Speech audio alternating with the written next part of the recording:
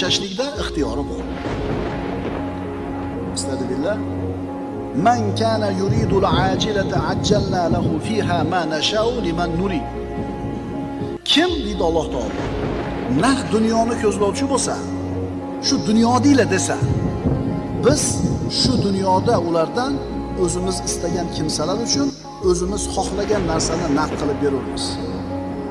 Bir odam faqat dunyo deyapti. Alloh taolo unga beraman, o'zim xohlaganimcha deyapti. Albatta bunda katta hikmat bor, rahmat, ilm bor. Qarang oyatda. Kim faqat shu dunyoni ko'zlaydigan bo'lsa, ularga bu dunyodan o'zimiz xohlaganchani beramiz deydi. Agar insonga mana shu dunyoning matohida Alloh taolo bergan bo'lsa tezda, bitta hikmat bor. Bu hikmat nima? Summa ja'alna lahu jahannama